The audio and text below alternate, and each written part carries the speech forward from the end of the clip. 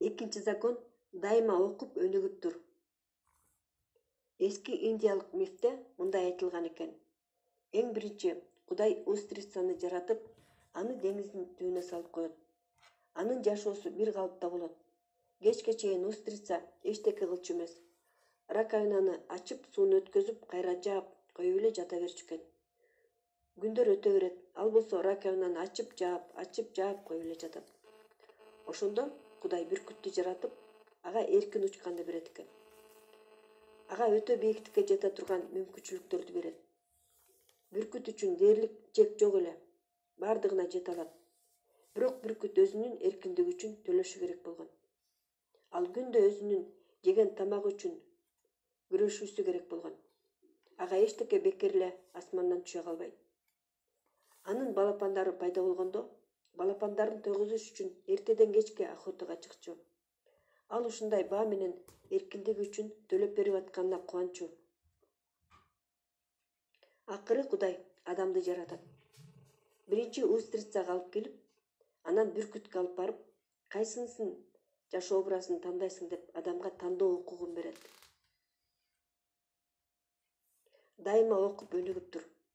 Бизде дайыма ушул эки жашоонун ичинен кайсыны тандай ала турган укугубуз бар. Устрица бул өзүнүн горизонтун чоңойткусу келбегендер. Дайыма бир эле жумушту кечке жасап жүрө бергендер. Наполеон Хилл айткан: кээ бир адамдар эрте өлүшөт. Анткени алар өтө көп тамак ичет, а башка адамдар өтө көп ичишет. Үчүнчү адамдар кыларга иши жок эле куурап калышат. Бүркүттүн жашоосун тандаган адам жеңил эмес жашоону тандайт. Анда бир гана мүмкүнчүлүк аягына чейин чыгуу. Силер окуудан, өсүп өнүгүүдөн рахат алганды билишиңер керек. Канчалык окуп өсүп турсак, ошончолук эркин болобуз. Тоскоолдуктар, кыйынчылыктар бул көз караш менен алганда бизге сабак болуп калат. Жашоонун принциби ПРР – постоянно расти, развиваться. Дайыма окуп өсүп туруу 4 опоранын үстүндө турат. Биринчиден, өсүп туруу биздин генетикалык коддо негизделген. Тирүү жандыктын кантип тирүү экенин аныктайбыз. Бардык тирүү нерсе өсүп турат. Таш менен тирүү коралды кантип айырмалай алабыз? Өсүп өзгөрүп турбаса, организм өлүп калат. Ошондуктан өсүү бул жашоонун принциби. Жөн гана өсүү эмес, максатка умтулуп өсүү, жакшы жашоого ылайыкташуу жана өнүгүү. Экинчиден, өсүп өнүгүү адамдын дайыма муктаждыгы. Кичинекей баланы карап, өсүп туруу кандай эстетикалык экенин түшүнсө болот. Кичинекей балдар дайыма бирдемкелерди изилдеп турушат, опыт кылышат, жашоону изилдешет, жөндөмдөрүн өнүктүрүп турушат. Өздөрүн аябастан тобокелдикке да бара алышат. Биз таң калып сурайбыз: балада кайдан ушунча энергия бар деп. Адам өзүнүн муктаждыктары менен жашаганда энергия алат экен. Салыштырып көрсөңөр болот. Улуу кишилер окуп өнүкпөй калышканда, дайыма эле кантип убакытты жакшы өткөрсөм экен деп ойлонуп жүрүшкөндөр бактылуу болуп деле көрүнүшпөйт. Мунун себеби жөнөкөй эле. Окуп өнүгүп турганды токтотуп койгондо, биз жашообуздун маанисин жоготобуз. Канааттанбаган муктаждыктар жашоодогу кубанычтан жана энергиядан ажыратат. Үчүнчүдөн, бир дагы дин, религия жок. Адамзаттын жашоосун жакшыртканга багытталбаган. Кеп динде, религияда эмес. Кеп религиядагы адамдын өсүп өнүгүүсү жөнүндө болуп атат. Религиялар адамдарды билим алууга, адамзатты сактап калууга, ыйыктыкка, жакшы жашоого, сүйүүгө жардам берет. Адамдын өзүнүн өзгөрүүсүнөн башталат. Бир дагы религия жок, адамды өзгөрбө деген. Төртүнчүдөн, ар бир өндүрүштүк өсүү үчүн, ар бир фирма үчүн өспөй бир орунда токтоп калуу болбойт. Же өсүп туруш керек, болбосо алсыз болуп баштайт. Эптеп эле бир деңгээлди кармап тура бергенге умтулган сөзсүз күрөштө жеңилет. Экономика менен алектенген адам дайыма өсүп өнүгүп туруш керек, антпесе алсыз болуп калат. Биз муну доктор Эдвардс Демингдин сапаттуулуктун формуласын аныктап бергенден баштап түшүнүп калдык. Ал айткан: сапат бул жөн гана кандайдыр бир стандартка туура келүү эмес. Сапат бул дайыма жакшырып, өсүп өнүгүү процессинде болуу. Кантип биз бактылуу болмок элек, жашоо законун сактап жүрбөсөк, эволюция эрежесинде, биздин муктаждыктарыбызда, умтулууларыбызда, жөнөкөй акыл эс законунда өсүп өнүгүү, билим алып туруу жашообузга маңыз берет. Бир дагы наркотик, бир дагы көңүл ачуулар окуп билим алуу философиясындай рахаттануу бере албайт. Биз ойлосок болот, жашообузда бир форматты тандап алганда ошого өмүр бою байланып калышыбыз керек деп. Чындыгында ошол чечимибиз туура экенин дайыма далилдеп жүрүшүбүз керек. Китеп окушубуз керек, күндөлүк жазышыбыз керек, семинарларга катышып турушубуз керек, өзүбүздү бизге бирден үйрөтө ала турган кишилер менен курчап жүрүшүбүз керек. Адам билим албай өспөй токтоп калганынын эки себеби бар. Биринчиси, жакшыраак болууга мүмкүн эмес деген ырастоо. Биз дайыма өсүп өнүгө алабыз, жаңы нерселерге үйрөнө алабыз. Дэвид Боуэн айткан, адам мен мындан дагы жакшы боло албайм деп айткан күнү сенин пластинкаң эскиче эле ойноп баштайт. Экинчи себеп, кайдыгерлик. Бул эң чоң азгырыктардын бири. Анткени бул анча деле зыянсыз көрүнөт. Бирок биз дайыма окуп билим алып өсүп турбасак, биз татыктуу эмес ылдыйкы деңгээлдеги жашоого түшүп кетебиз. Эң коркунучтуу ырастоо бул бир аз кичирээк жаман нерсе анча деле жамандык алып келбейт. Билесиңерби эмне болот? Эгерде акылдуу баканы ысык суу куюлган кастрюльга салсам эмне болот? Ал ошол замат эле бул мага жакпайт, мен чыгып кетишим керек деп чечет да секирип чыгып кетет. Бирок ошол эле баканы буздак суу куюлган мискеге салсаң жана плитага коюп туруп, акырындык менен ысытсаң эмне болот? Бака расслабиться этип отура берет. Суу жылып баштаса деле кичине жылуу болсо эчтеке болбойт деп ойлоп отура берет да бышып калат. Мындан мындай мораль алсак болот. Жашоодо бардыгы акырындык менен өзгөрөт. Мисалы, карыз болгондо мындай болот. Сиз эртең менен ойгондуңуздагы 68 000 евронун карыз экениңизди билдиңиз. Сарсанаа болот белеңиз? Албетте. Эгерде ошол карыз акырындык менен чогулса, бүгүн кереги жок 8 евро 90 цент, эртең 12 евро.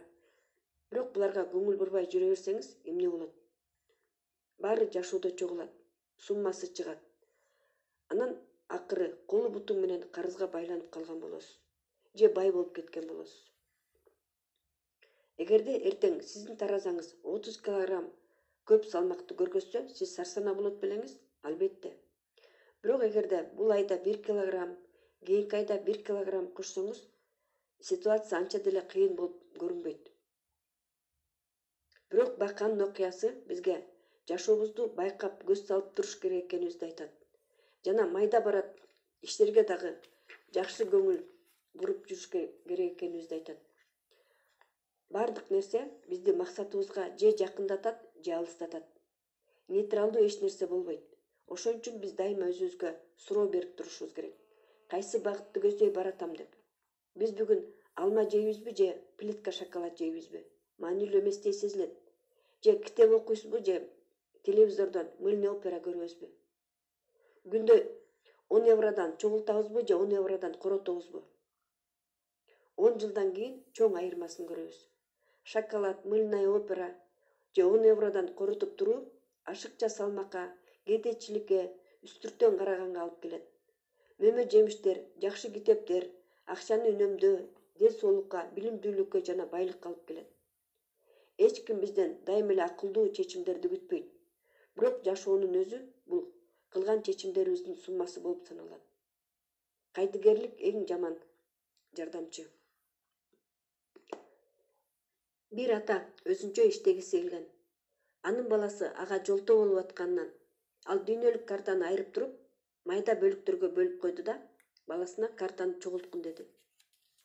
Аны таң калтырып баласы бат эле келип калды да туп-туура чогулткан картаны көргөздү. Атасы ишене албай турду. Кантип эле баласы бат эле бул тапшырманы жасап салды. Бала түшүндүрүп берди. Картанын арткы бетинде оңой чогултула турган адамдын фотографиясы бар экен. Эгер адам туура чогултулса, демек дүйнөнүн картасы дагы туура чогултулат. Бул дайыма окуп өнүгүп өсүүнүн мааниси. Биз дайыма өзүбүздү куруп турабыз. Биздин кичине жана чоң чечимдерибиз биздин келечегибиз кандай болоорун аныктайт. Эгерде биз туура түзүлсөк, дүйнөбүз дагы туура түзүлөт. Америкадагы баскетболдогу эң ийгиликтүү баскетболист Пэт Райли болгон. Анын командасынын оюнчулары 1986-жылы ийгиликтин туу чокусуна жеттик деп ишенишчү. Ал өзүнүн оюнчуларына айына 1%га оюндун сапатын жакшыртасыңар дейт. 1% аларга күлкү келтирерлик кичинекей көрүнгөн. Бирок Райли аларга далилдеп берди. Эгерде 12 оюнчу оюндун 5 аспектисинде 1%га оюндун сапатын жакшыртса, команда 60%га эффективдүүрөөк болорун. Ал дагы түшүндүрүп берди. Оюнда утуш үчүн 10%га эле сапатты жакшыртса, жетиштүү болорун. 1% колдон келе турган оңой эле жетишкендик. Ошентип оюнчулар аракет кылышты жана эч кыйналбай эле чемпионатта жеңишке жетишти. Мисалы, сиз жашооңуздун 5 аспектисинде ден соолук, адамдар менен болгон мамиледе, акча жагынан, эмоцияда жана жумушта 1% гана жакшыртсаңыз, ар бир ай сайын кандай болот? 1 жылда эле 60% эффективдүүрөөк болосуз. Дайым өсүп өнүгүүнүн философиясы жана билим алып туруу өзүн өзү колдойт. Дайым билим алып өсүп туруш үчүн кайдан эрктин күчтүүлүгүн алабыз? Жооп сизге таң калыштуу көрүнүшү мүмкүн. Бизге сыйкырдуу напитке окшош бирдемке керек. Астерикс менен Обеликсти күчүнүн сыры сыйкырдуу напитокто. Бул бизге сезилбеген, бизге таасир берип турган айлана чөйрөбүз. Айлана чөйрөбүз биздин чечимдерибиздин көпчүлүгүнө таасир берет. Бирок биз окуп аткан китептер дагы маанилүү. Биз жазып аткан күндөлүктөр, биз катышып аткан семинарлар дагы маанилүү. Обеликске жакшы. Ал кичинекей кезинде сыйкырдуу напиток куюлган казанга кулап түшкөн. Ал кичинекей чагында эле анын айлана чөйрөсү аны ийгиликтүү болосуң деп аныктап коюшкан. Астериксте андай жакшы жол болуу жок болчу.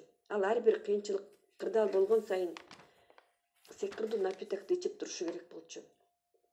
Биздин көбүнчөбүзгө окшоп. Бизге ушундай жардам керек. Биз үлгү болуп аткан адамдардан, биз окуп аткан, бизди шыктандырчу китептерден, бизге жардам берчү күндөлүктөрдөн биз өзүбүздү жана өзүбүздүн жашообузду түшүнөбүз, каталардан үйрөнөбүз, өзүбүздүн самооценкабызды көтөрөбүз. Жана бизге жаңы жолдорду көргөзчү жана жаңы импульс берүүчү семинарлардан үйрөнөбүз. Канчалык окуп билим алган сайын, ошончолук билим алууга умтулуу чоңоет. Окуп билим алуу биздин программабыздын бөлүгү болуп калат. Ошентип дайым өнүгүп өсүп туруунун философиясы жана билим алуу өзүн өзү колдойт. Жеңүүчүлөр любопытный болушат. Алар өзү кандай болгусу келген адамдар менен таанышкысы келишет. Дайыма окуп өнүгүп туруш үчүн мактоолорду, урушууларды колдонушат. Алар албетте мактоолорду баалашат, бирок анча көп бийиктикте баалашпайт. Алар урушуулардан коркушпайт. Уруш угуп, такыр төмөн деңгээлге түшүп калышпайт. Ким оюнда туура жоопту билбесе, ал кийинки кругка өтө албайт. Жашоодо деле дээрлик ошондой эле. Жеңүүчүлөр үчүн өсүп өнүгүү философиясы жана билим алуу төмөнкүнү билгизет. Алар жыл сайын мурун ким эле ошондон алыстай беришет жана ким болгусу келишет, ошого жакындай беришет.